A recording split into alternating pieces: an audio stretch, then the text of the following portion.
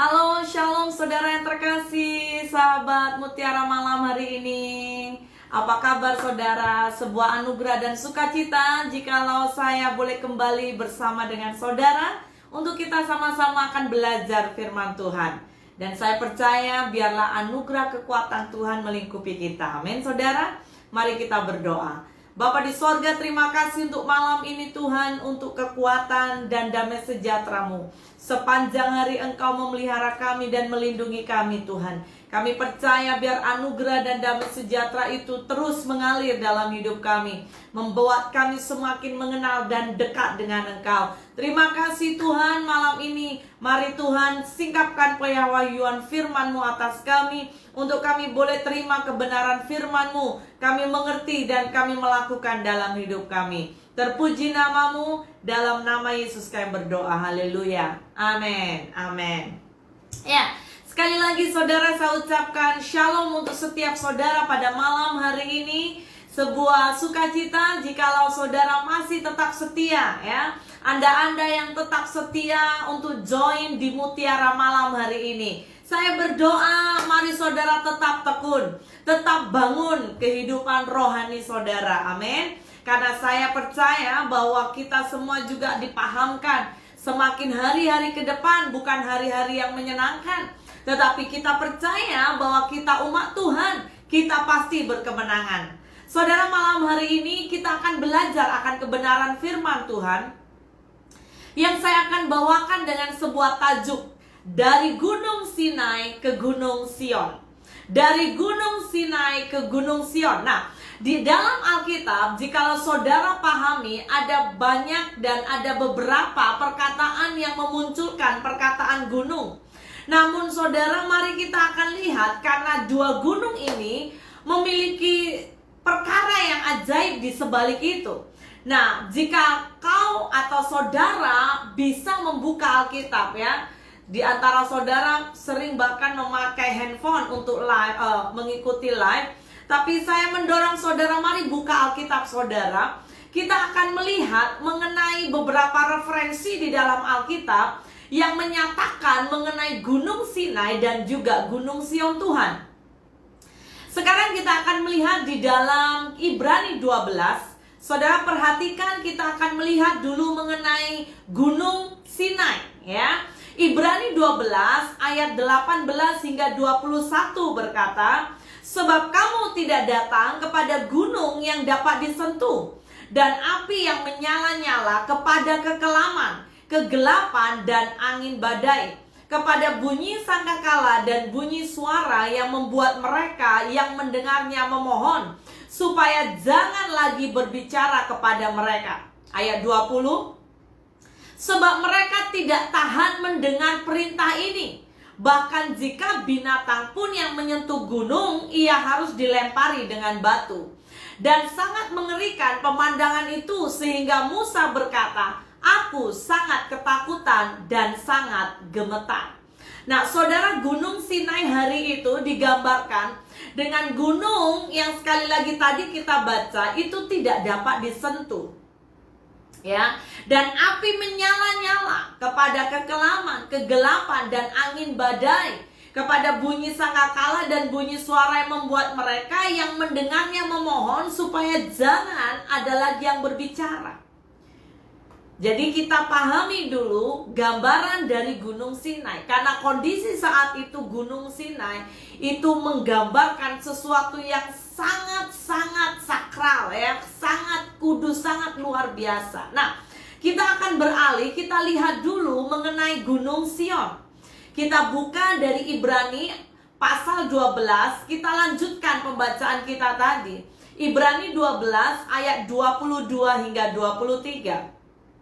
Tetapi kamu sudah datang ke Bukit Sion, ke kota Allah yang hidup, Yerusalem sorgawi, dan kepada beribu-ribu malaikat, suatu kumpulan yang meriah, dan kepada jemaat anak-anak sulung yang namanya terdaftar di sorga, dan kepada Allah yang menghakimi semua orang, dan kepada roh-roh orang-orang benar yang telah menjadi sempurna. Nah, saudara, kalau diperhatikan catatan tentang gunung mempunyai peran yang sentral. Sekali lagi, Di dalam kisah narasi Alkitab, jikalau saudara ya di antara saudara suka membaca Alkitab dan sudah membaca khususnya menyelesaikan perjanjian lama, saudara akan menemukan ada gunung yang khususnya sering kali diulangi ya, bahkan ada sebuah peristiwa-peristiwa di sebalik gunung itu. Nah, saudara, kita akan perhatikan lebih detail.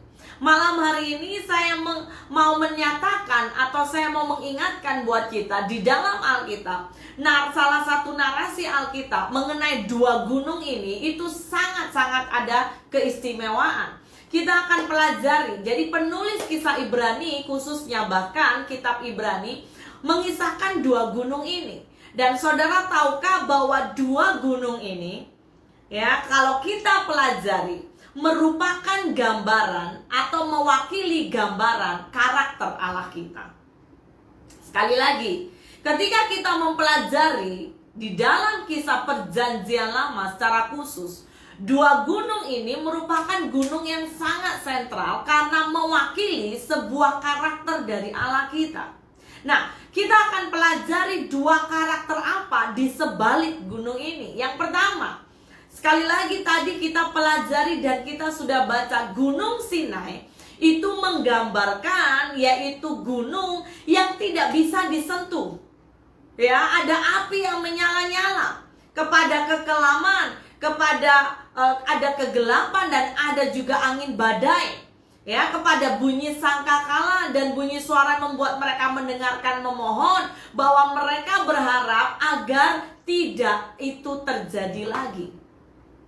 Sedangkan yang satu lagi berbeza, saudara. Ya, Gunung Sion itu digambarkan adalah kota Allah yang hidup, Yerusalem surgawi, ya, dan kepada beribu malaikat suatu kumpulan yang meriah, kepada jemaat anak-anak sulung yang terdaftar namanya di sorga. Wow. Saudara, di sisi yang lain tadi Gunung Sinai digambarkan yaitu apa? Sebuah kengerian. Ada kengerian, ada ketakutan ya. Dan itu memang adalah tema utama Gunung Sinai. Kalau saudara pelajari di dalam perjanjian lama, ketika saudara baca, bahkan hukum Taurat juga Musa terima di Gunung Sinai.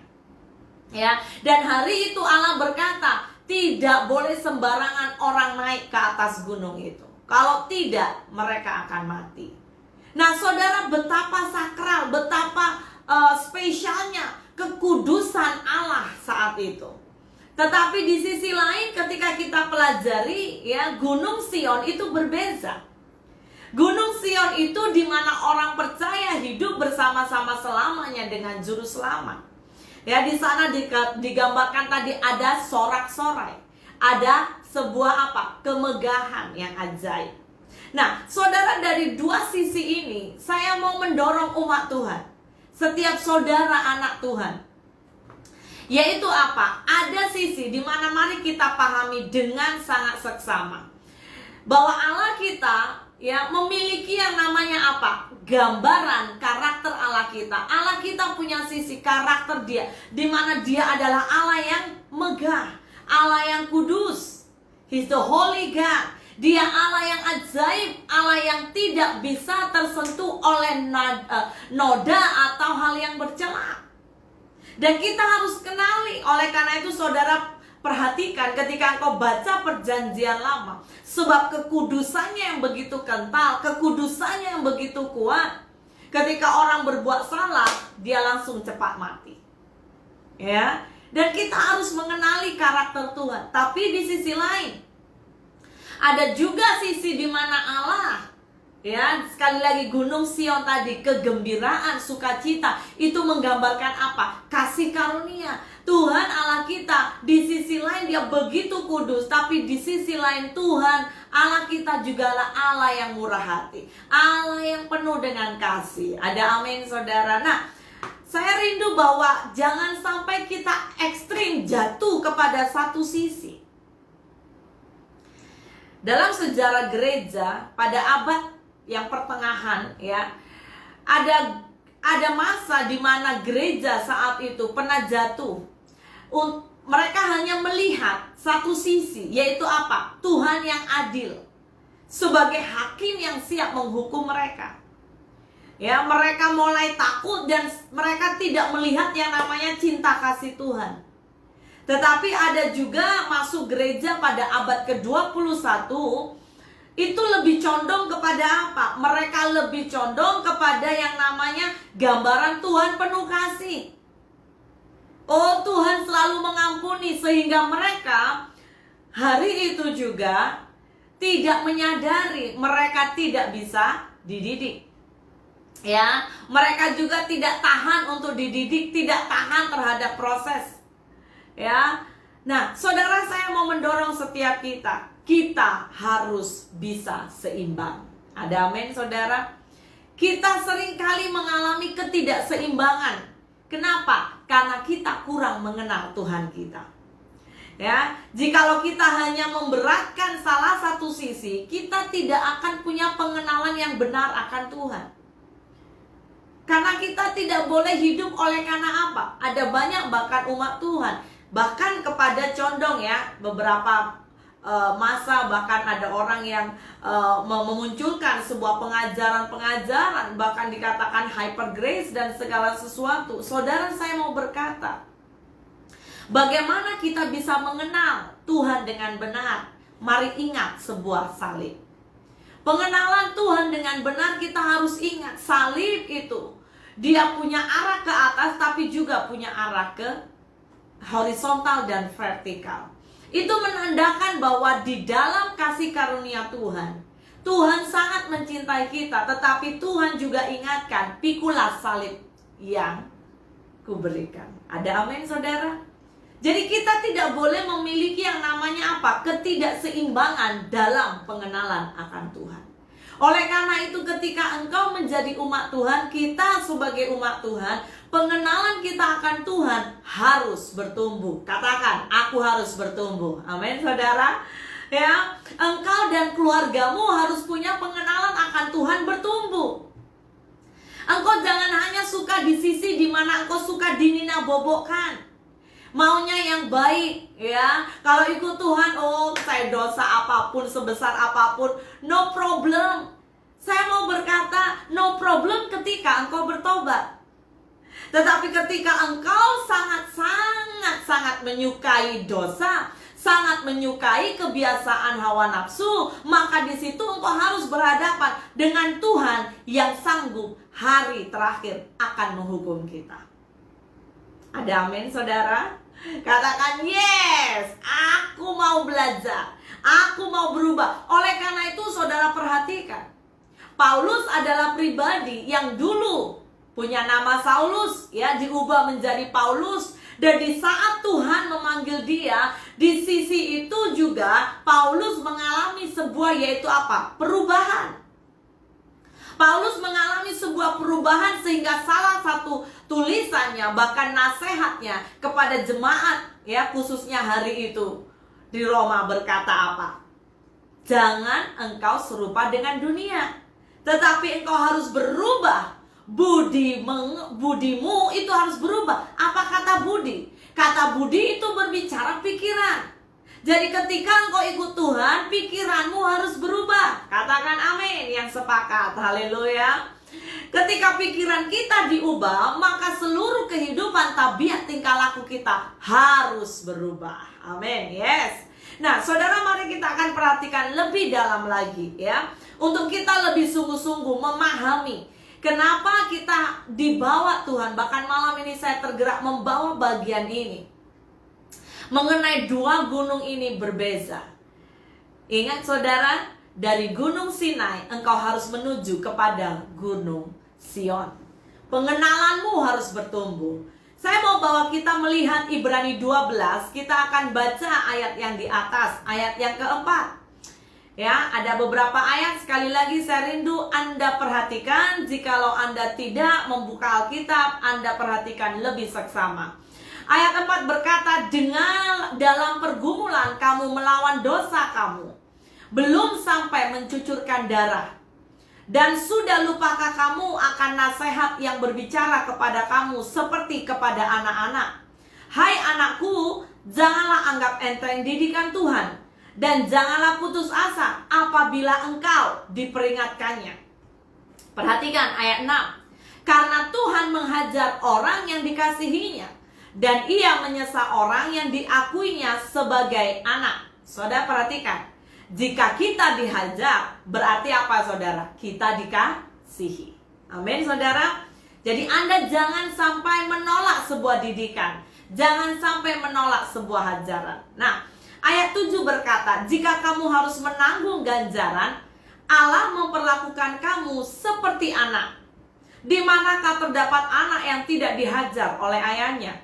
Tetapi jikalau kamu bebas dari ganjaran yang harus diderita setiap orang, maka kamu bukanlah anak, tetapi anak-anak gampang. Hati-hati. Selanjutnya, dari ayat kita yang sebenarnya kita beroleh ganjaran dan mereka kita hormati. Kalau demikian, bukankah kita harus lebih taat kepada Bapa segala roh supaya kita boleh hidup?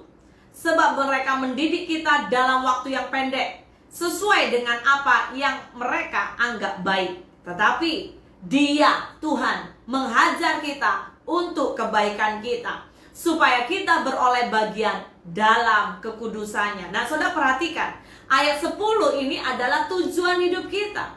Kenapa Tuhan mendidik saudara? Kenapa Tuhan menegur? Kenapa Tuhan menghajar? Ayat 10 berkata, tetapi Dia menghajar bagian untuk kebaikan kita. Ada amin? Supaya kita beroleh bagian dalam kekudusannya. Ya saudara, jadi didikan Tuhan selalu ada tujuan. Saya lanjutkan. Ayat 11 berkata, memang tiap-tiap ganjaran pada waktu ia diberikan tidak mendatangkan sukacita, tetapi duka cita.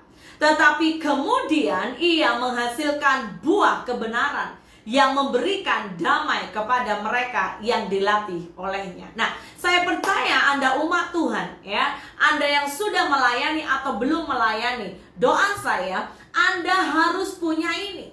Ketika Anda dididik, ketika Anda itu dibentuk, ketika Anda diproses, ketika Anda dihajar, biarlah saudara bisa menghasilkan apa? Buah kebenaran. Jadi ketika Anda masuk didikan Tuhan, bukan hanya didikan dan lewat waktu begitu saja tanpa kita berubah.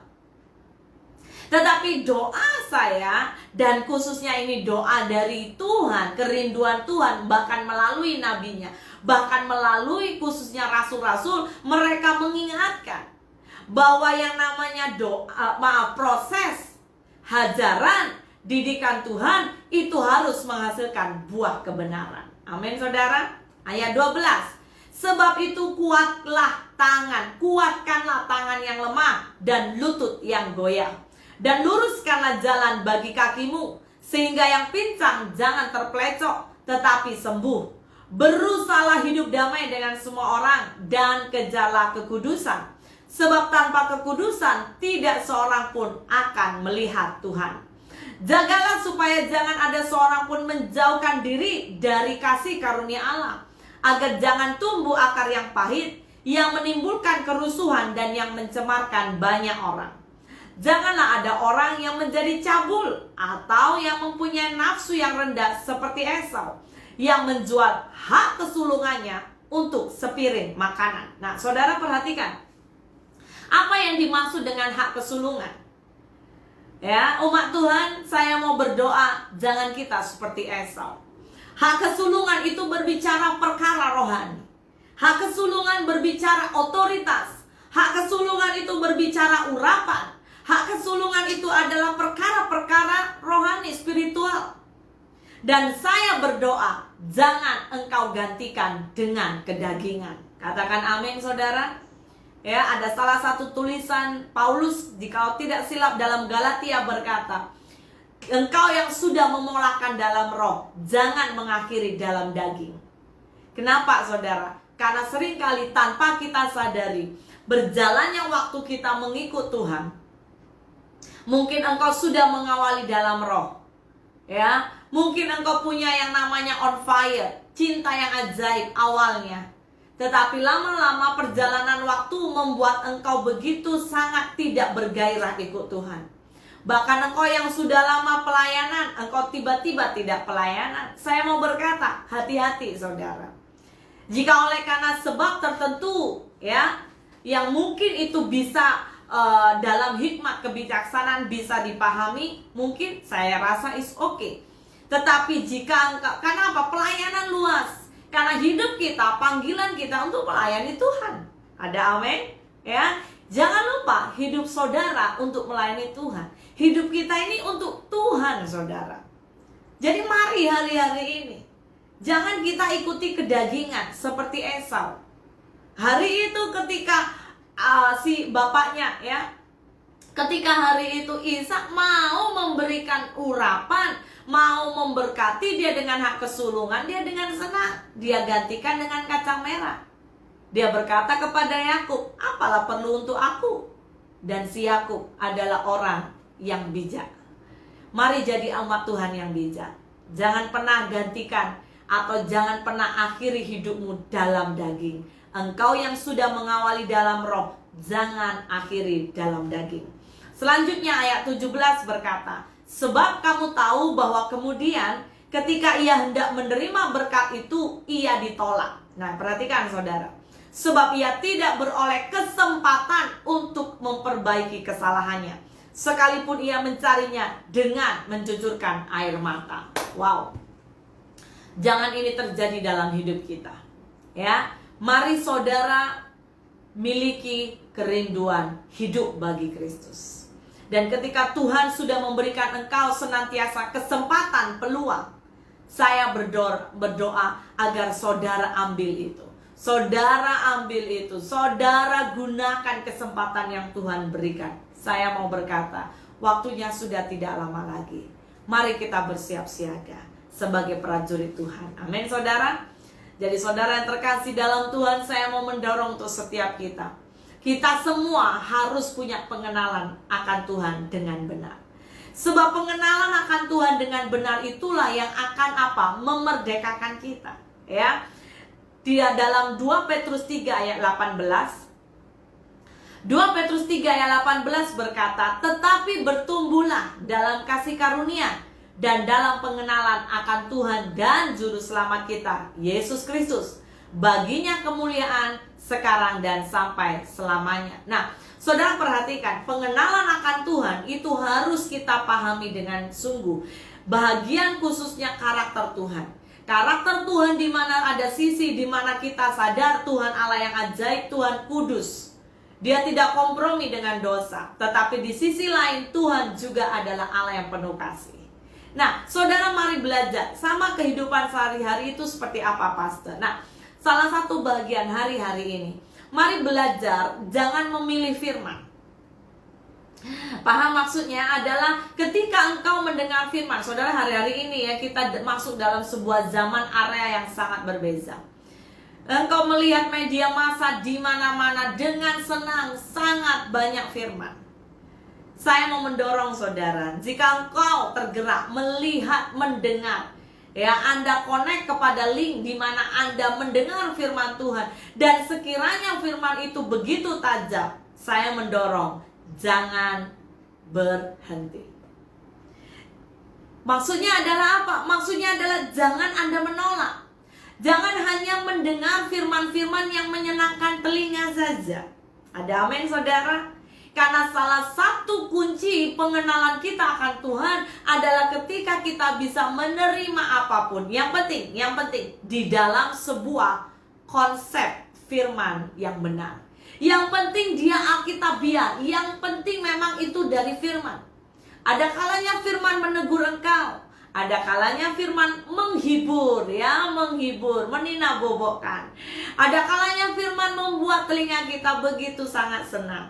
Tapi ada kalanya menghabisi kedagingan kita. Saya mau mendorong, ketika engkau mau bertumbuh akan Tuhan, izinkan dan terima dengan sukacita.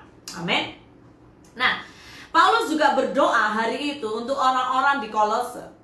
Dalam Kolose 1 ayat 10, Alkitab berkata, sehingga hidupmu layak di hadapannya, serta berkenan kepadanya dalam segala hal, dan kamu memberi buah dalam segala pekerjaan yang baik, dan bertumbuh dalam pengetahuan yang benar tentang Allah.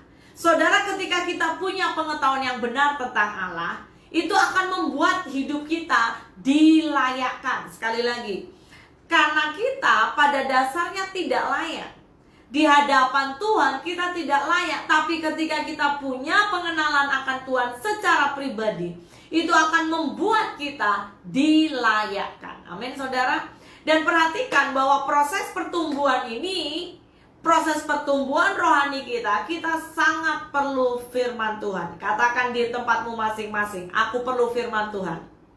Yes, kalau perlu kasih komen. Aku perlu firman Tuhan. Aku dan seisi keluargaku perlu firman Tuhan. Ada amin, saudara? Anda dan saya perlu firman Tuhan. Ingat, saudara, kita terdiri dari manusia, tubuh, jiwa, roh. Kita tidak bisa hidup tanpa roh kita juga dikasih makan. Jadi harus kita beri makan. Bukan hanya daging kita yang makan, tapi rohmu harus makan. Ya, dalam khususnya 1 Petrus 2 ayat 2 berkata, dan jadilah sama seperti bayi yang baru lahir, yang selalu ingin, ingat, perhatikan ayat ini berkata, selalu ingin akan air susu yang murni dan yang rohani, supaya olehnya kamu bertumbuh. Sahabat Tuhan, dimanapun kau berada, dorongan saya, mari terus bertumbuh. Bersama istrimu, bersama suamimu, bersama anak-anakmu, mari gandeng tangan, ayo kita bertumbuh. Amin, saudara. Ya, kita hari-hari ini masih dalam musim lockdown. Ya, ada keterbatasan, ada membuat kita terhad, tidak boleh kemana dan kesana dan kesini. Nah, saudara, mari pakai masamu sebaik-baiknya. Bangun hubungan dengan keluargamu, bangun hubunganmu dengan Tuhan. Nah, dalam Kisah Para Rasul, ya, itu banyak menjelaskan bagaimana hari itu Paulus mendorong jemaat-jemaat yang dia layani untuk hidup di dalam kasih karunia Allah. Nah, kasih karunia Allah itu berbicara apa? Persekutuan. Ketika kita mendengar kasih karunia Allah, itu berbicara sebuah persekutuan, fellowship. Makanya Tuhan rindu kita berfellowship dengan Dia. Amin, saudara. Dan ingat satu perkara, hari-hari ini Iblis sedang menghentikan itu apa? Fellowship. Iblis tidak suka umat Tuhan ada fellowship, karena fellowship akan membuat umat Tuhan begitu kuat. Fellowship akan membuat umat Tuhan menjadi kuat, menjadi kokoh. Nah, disinilah saya mau mendorong, mari berjaga-jaga, mari berhati-hati. Ya, ingat saudara, iblis kerjanya apa? Mencuri, membunuh, menghancurkan segala hal, membinasakan. Dan saya melihat, ya, saya pribadi melihat, memasuki tahun ini, dalam masa dimana karena si corona, orang berkata, karena si covid ini, ya, ada banyak umat Tuhan menjadi lemah.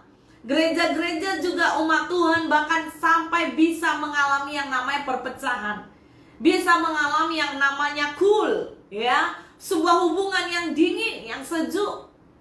Nah, saudara, saya mau berkata, kalau kita tidak lawan, kalau engkau tidak menerobos, maka engkau akan semakin Sebuah persekutuan, perjumpaan bodily, ibadah secara tubuh, secara fisik tidak bisa. Itu impactnya sangat besar. Impactnya sangat besar. Dan kita mau agar jangan sampai kita dihabisi iblis. Amin, saudara. Saya berdoa engkau dan keluargamu, mari bangkit.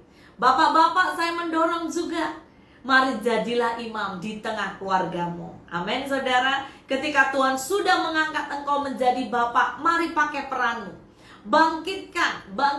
Kalau tidak ada bapak, ibu-ibu, engkau juga imam. Oh, pastor, saya jauh dari bapak ibu, maka engkaulah imam. Haleluya. Anda muda-mudi, engkau juga imam, engkau dipakai Tuhan. Mari bangkitkan, miliki kedisiplinan diri. Ingat.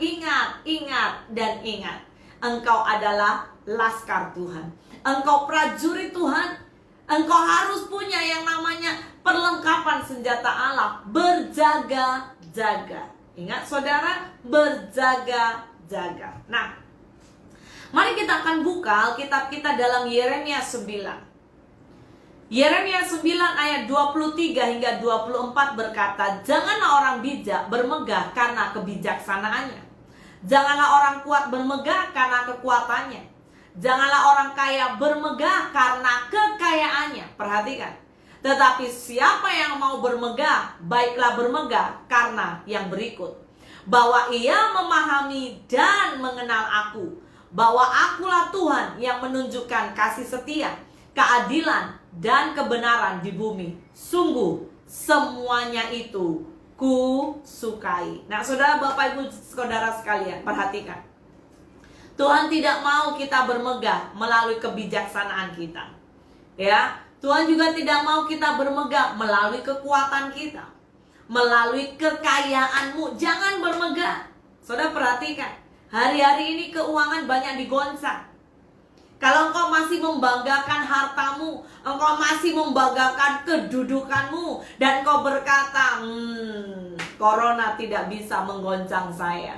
Saya mau berkata, saudara, cepat atau lambat engkau akan menyesal. Alkitab berkata apa yang kita perlu banggakan, yaitu apa? Ketika engkau memahami dan mengenal Tuhan. Ada amin? So, saya sangat bersyukur untuk Anda-Anda yang tetap on fire. Ya, Anda-Anda yang tetap setia, hari-hari ini kau masih tekun berdoa. Saya mau berkata, continue. Anda-Anda yang masih tekun membaca firman, saya mau berkata, continue. Amin. Ya, Anda-Anda yang masih terus on fire dalam melayani Tuhan, continue. Selagi masih ada waktu, selagi masih ada hari, mari berkarya bagi Yesus. Katakan amin. Haleluya. Nah, kebanyakan orang, sekali lagi, mereka itu mengejar kebijaksanaan manusia. Mereka mengejar kekayaan, mengejar harta duniawi. Nah, Tuhan tidak suka ini. Ya, oleh karena itu, mari perhatikan dalam kitab Hosea 6 ayat 3. Sekali lagi, kalau Anda ada Alkitab, baca. Hosea 6 ayat 3 berkata, marilah kita mengenal dan berusaha. Nah, perhatikan. Hosea memakai kata berusaha sungguh-sungguh mengenal Tuhan. Jadi yang namanya mengenal Tuhan itu bukan tanpa usaha. Ya, saudara, saya mau bahkan kita evaluasi hari-hari ini iman kita, iman beberapa orang itu sangat mempengaruhi. Sangat dipengaruhi. Dipengaruhi atas apa? Dipengaruhi atas kredit. Ya. Ibadah apapun, activity kebanyakan online, live. Oh, pastor, kredit saya habis, gak ada duit, handphone saya oke. No wifi, no anything, no connection. Nah, tapi kalau saudara tidak berusaha membangun dirimu sendiri di dalam Tuhan, maka imanmu akan cepat habis. Ya, bahkan orang berkata, aduh, kuota habis, iman habis. Nah, saya berdoa Anda tidak seperti itu. Katakan amin. Ya, kenapa? Alkitab bahkan berkata langit dan bumi akan bergoncang, tapi firman Tuhan tidak akan bergoncang. Makanya saya mau mendorong Anda hargai firman Tuhan. Anda ada yang namanya hard book, ya, maksudnya buku Alkitab dalam bentuk hard copy. Saya mau mendorong saudara hargai. Akan ada waktu di mana saudara nggak akan bisa, handphone semua lobet, nggak ada wifi, ya, nggak ada connection. Tapi kalau engkau punya yang namanya ini, Alkitab Hosea berkata apa? Kita mengenal dan apa? Berusaha sungguh-sungguh mengenal Tuhan. Dikatakan iya pasti, Anda pasti muncul seperti fajar. Ya, atau Tuhan pasti muncul seperti fajar. Ia akan datang, Tuhan datang kepada kita seperti hujan. Seperti hujan pada akhir musim yang mengairi bumi. Jadi mari hargai, saudara. Ketika Anda punya kelompok-kelompok kecil, saudara mari bertumbuh di dalamnya. Ya, Anda yang punya grup kelompok-kelompok kecil, mari saling menguatkan, saling mendoakan. Saudara, tahukah bahwa gaya yang kita masuki gereja Tuhan memasuki tahun ini adalah betul-betul seperti kembali pada zaman gereja mula-mula. Di mana hari itu kelompok-kelompok kecil, mereka berkerumun, mereka berkumpul, memecahkan roti, saling membagi, saling belajar firman. Nah, saudara perhatikan, gereja akan dibawa seperti itu. Hanya gaya modelnya lebih modern. Ya, kalau dulu mungkin kurang ada, tak ada lah, ya, smartphone tak ada. Mereka biasa belajar firman mungkin manual. Kita hari-hari ini very high tech. Saudara boleh belajar, ya, media sosial itu begitu sangat senang. Saudara melihat YouTube, ya, secara otomatis banyak khotbah-khotbah. Anda lihat Facebook, Anda melihat Instagram, dipenuhi firman Tuhan. Jadi saya sangat yakin orang-orang akan bisa cepat matang hari-hari ini dalam hal Tuhan ketika dia mau. Amin, saudara. Nah, saya lanjutkan. Hosea 6 ayat 6 berkata, sebab aku menyukai kasih setia dan bukan korban sembelihan, dan menyukai, perhatikan, pengenalan akan Allah lebih daripada korban-korban bakaran. Sahabat Tuhan, dimanapun kau berada, lagi dan lagi Tuhan mau kita punya pengenalan akan Tuhan. Jangan hanya berkata aku Kristen, itu tidak menjamin kita masuk surga. Engkau dan saya, keluargamu, orang yang kau kasihi, harus sungguh-sungguh kejar pengenalan akan Tuhan. Amin, saudara. Sebab tanpa pengenalan akan Tuhan, kita akan mudah sesat, saudara. Pengenalan akan Tuhan itu begitu sangat penting dalam hidup kita. Di saat kita sesat, disitulah iblis beroperasi dengan penuh. Dia bisa mudah mengendalikan hidupmu. Hari-hari ini perhatikan. Bahkan sekularisme itu bisa menghabisi gereja Tuhan. Ya, kita akan sangat mudah. Contohnya apa pasal sekularisme? Saat Anda online, ya, saat Anda live, ya, dimanapun kau berada, Anda jemaat CST atau yang punya gereja masing-masing, coba kita renungkan, evaluasi bagaimana cara kita live. Ya, kadang ada orang yang baru minum kopi, dia hanya buka saja tapi sambil minum kopi. Ada dia gosok gigi, ya, sambil tengok handphone gosok gigi. Siapa yang tahu? Who knows? Tapi saudara yang terkasih, izinkan saya mendorong setiap kita. Mari kita kembali. Caramu menyembah, caramu beribadah. Karena kebanyakan orang dia menonton, bukan beribadah. Ya, kebanyakan mereka hanya apa? Melihat, karena tidak involved, tidak ikut di dalamnya. Nah, hari-hari ini itu yang menjabar gereja Tuhan. Itulah yang menjabar sebuah challenge yang harus kita sama-sama perangi. Engkau dimanapun berada harus punya pengenalan akan Tuhan. Engkau harus ada roh takut akan Tuhan. Mari hargai. Ya, sekalipun mungkin hanya sebatas macam saya, hanya melihat dot point saja. Saya tidak tahu siapa saudara. Ya, yang saya lihat hanya apa? The pointed di depan handphone saya. Karena saya harus fokus, ya kan? Nah, tetapi di sisi lain jangan lupa, yaitu apa? Saudara juga harus bangun cintamu akan Tuhan. Bangun cinta mula-mulamu dengan Tuhan. Katakan amin, ya. Nikmati Tuhan. Saat engkau live, saat engkau online, mari ikut menyembah. Lagi ikut memuji Tuhan. Ya, seperti layaknya ada orang di depan engkau. Disitulah bagaimana engkau menghargai dia. Nah, saudara, dunia ini begitu gelap. Ya, dipenuhi dan dikuasai oleh kegelapan. Tapi ingat, firman Tuhan adalah pelita dalam hidup kita. Ya, nah, saudara, saya akan bawa kita buka Efesus 4 ayat 13 hingga 15. Efesus 4 ayat 13 berkata, sampai kita semua telah mencapai kesatuan iman dan pengetahuan yang benar tentang anak Allah, kedewasaan penuh dan tingkat pertumbuhan yang sesuai dengan kepenuhan Kristus. Sehingga kita bukan lagi anak-anak, perhatikan, yang diombang-ambingkan oleh rupa-rupa angin pengajaran, oleh permainan palsu manusia dalam kelicikan mereka yang menyesatkan. Tetapi dengan teguh berpegang kepada kebenaran, di dalam kasih kita bertumbuh di dalam segala hal ke arah Dia, Kristus yang adalah kepala. Amin, saudara. Jadi bagaimana dengan saudara?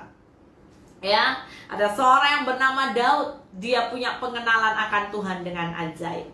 Ya, dan dia memiliki sebuah hubungan akan Tuhan dengan ajaib. Nah, di sisi lain, di mana pengenalan kita akan Tuhan itu akan mempengaruhi bagaimana kekuatanmu di dalam Tuhan. Saudara, Daniel 11 ayat 32. Daniel 11 ayat 32 berkata, dan orang-orang yang berlaku fasik terhadap perjanjian akan dibujuknya sampai murtad dengan kata-kata licin. Tetapi umat, perhatikan, tetapi umat yang mengenal Allahnya akan tetap kuat dan bertindak. Ada amin. Umat Tuhan, Anda yang sedang live atau nanti melihat video ini, saya berdoa Anda menjadi umat Tuhan yang punya pengenalan akan Tuhan. Dikatakan hanya umat yang mengenal Allahnya, mereka tetap kuat, mereka tetap bertindak. Ada amin saudara. Ya, hari-hari terakhir Tuhan akan membuat sebuah perbezaan. Ya, sungguh betapa penting untuk kita dan keluarga kita miliki pengenalan akan Tuhan hari-hari ini. Ada satu ayat mengingatkan buat kita, kenapa kita perlu sekali punya pengenalan akan Tuhan. Anda catat ini. 1 Petrus 4 ayat 17. 1 Petrus 4 ayat 17 dan 18. Alkitab berkata, karena sekarang telah tiba saatnya penghakiman dimulai. Nah, saudara catat ini. Dan pada rumah Allah sendiri yang harus pertama-tama dihakimi. Dan jika penghakiman itu dimulai pada kita, bagaimanakah kesudahannya dengan mereka yang tidak percaya pada Injil Allah? Dan jika orang benar hampir tidak diselamatkan, apakah yang akan terjadi dengan orang fasik dan orang berdosa? Saudara, ini adalah sebuah warning untuk kita. Saudara perhatikan. Penghakiman dimulai dari rumah Allah sendiri. Mana itu? Gereja, kita, Anda dan saya. Jadi pengenalan akan Tuhan begitu sangat penting. Jangan pernah hari-hari ini Anda menganggap sebagai remeh-temeh. Tidak baca Alkitab, oke lah. Tetap boleh kerja, tetap dapat duit, tetap hidup sehat. Saudara, kehidupan itu bukan sekedar itu. Ingat, kita bermain dengan hal waktu. Akan ada masa di mana kita bisa terkejut-kejut. Masuk tahun ini, dunia sudah dikejutkan dengan perubahan yang sangat luar biasa ya. Menurut saya ini sangat luar biasa. Semua planning dalam hidup kita berubah seketika. Ada di antara saudara mengalami seperti shock terapi. Kita diterapi, kita boleh shock. Aduh, saya sudah beli tiket, saya plan mau pergi luar negara, cancel. Aduh, saya nak mau begini, saya begitu, cancel. Saudara, mari kita semakin ambil perhatian. Dikatakan bahwa penghakiman itu dimulai dari rumah Allah sendiri. Mari kita semakin berjaga-jaga. Wow, saudara, jangan anggap remeh pengenalan akan Tuhan. Dasar yang teguh akan pengenalan akan Allah itu hanya di dalam Yesus sendiri. Amin, saudara. Kiranya setiap kita hari-hari ini akan dibawa pada pengenalan akan Tuhan. Jangan lupa, dari Gunung Sinai ke Gunung Sion, pengenalan saudara harus bertumbuh. Saya akan baca ayat terakhir, dan saya berdoa biar ini juga menjadi doa kita. Dari Filipi 3 ayat 8, tulisan Paulus berkata, malahan segala sesuatu kuanggap rugi, karena pengenalan akan Kristus Yesus Tuhanku lebih mulia daripada semuanya. Karena dialah aku telah melepaskan semuanya itu dan menganggapnya sampah, supaya aku memperoleh Kristus. Sekali lagi saya baca. Malahan segala sesuatu kuanggap rugi, karena pengenalan akan Kristus Yesus Tuhanku lebih mulia daripada semuanya. Karena dialah aku telah melepaskan semuanya itu. Apa itu, saudara? Ikatan dalam hidupmu, keterikatan dalam duniawi, semua luka, semua kepahitan, semua kecewa. Alkitab mengingatkan buat kita, lepaskan semua itu. Ada amin? Ya, dan Paulus sendiri berkata apa yang dia buat dulu dia anggap sampah. Kepandaian manusia, kebijaksanaan manusia, Paulus menggambarkan sampah. Ketenaran, kesombongan, ya, harga diri yang tinggi, dia berkata sampah. Mari kita belajar. Untuk apa? Paulus berkata, supaya aku memperoleh Kristus. Bagaimana dengan saudara hari-hari ini? Sudahkah engkau berusaha sungguh-sungguh mengenal akan Kristus? Sudahkah engkau berusaha sungguh-sungguh membangun iman dan pertumbuhanmu? Karena jika kita melekat pada Kristus, saya percaya kita tidak akan melekat kepada duniawi. Ada amin saudara? Mari kita sembah Tuhan bersama-sama. Haleluya, haleluya, haleluya.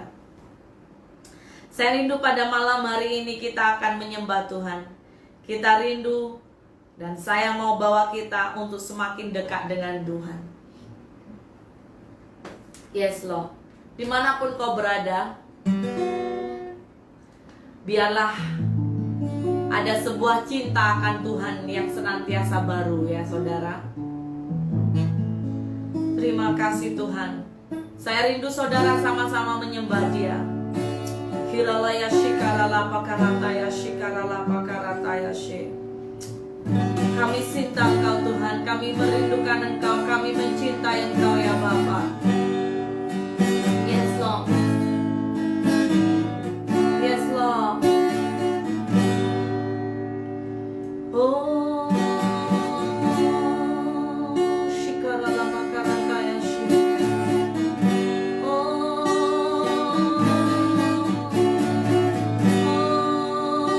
Kami sembah Kau, Allah yang ajaib. Yes Lord.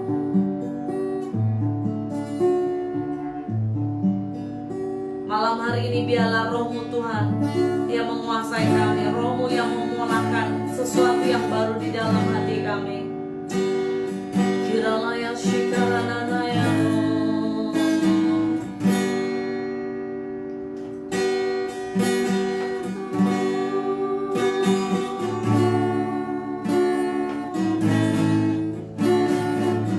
Yes. I worship You, Jesus. I worship You with all of my heart and all of my soul. I love You. I love to worship You. I worship You, Jesus. I worship You with all of my heart and all of my soul. I love to worship You.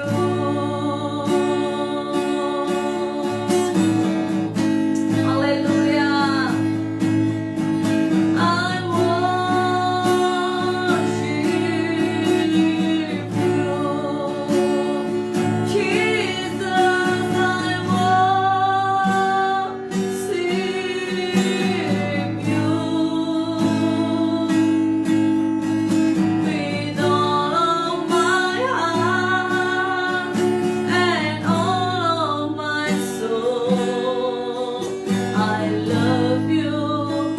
I love to worship You.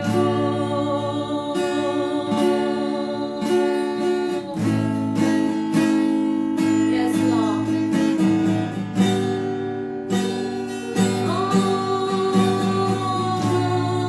Tuhan, ampunilah kami Tuhan. Jikalau kami Tuhan jauh dari Engkau, bawa kami kembali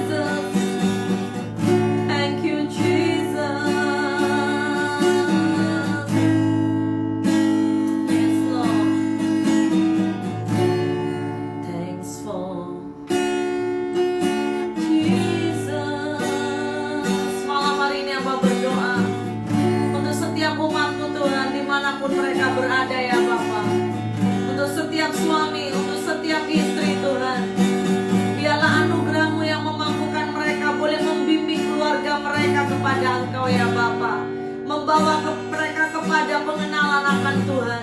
Kuatkan lutut yang lemah Tuhan, biar mereka terus berjalan dan mereka akhiri dalam roh. Terima kasih Tuhan, terima kasih Bapa.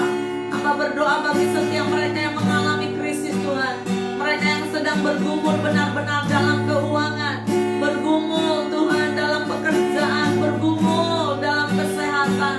Tuhan, biar mereka menemukan Engkau di dalam hidup mereka ya Bapa. Biar mereka memiliki iman yang tetap kokoh di dalam Engkau. Mereka berani untuk tetap percaya bahwa Engkau adalah Allah yang sanggup melakukan segalanya ya Bapa. Terima kasih Tuhan. Terima kasih ya Bapa, terima kasih Tuhan. Malam hari ini Tuhan, kami mau tutup dengan ucapan syukur kami ya Bapa. Biar Engkau tarik kami Tuhan, tarik kami Tuhan, agar kami bukan suam-suam kuku, tetapi kami tetap on fire di dalam Engkau ya Bapa. Terima kasih Tuhan, diberkati semua umat-Mu, hidup dalam kemenangan, hidup di dalam kelimpahan, karena Engkau ajaib dalam hidup kami. Dalam nama Yesus kami berdoa, haleluya. Amin, amin. God bless you saudara. Dimanapun kau berada, doa saya biarlah engkau tetap berkemenangan di dalam Tuhan. Amin. God bless you.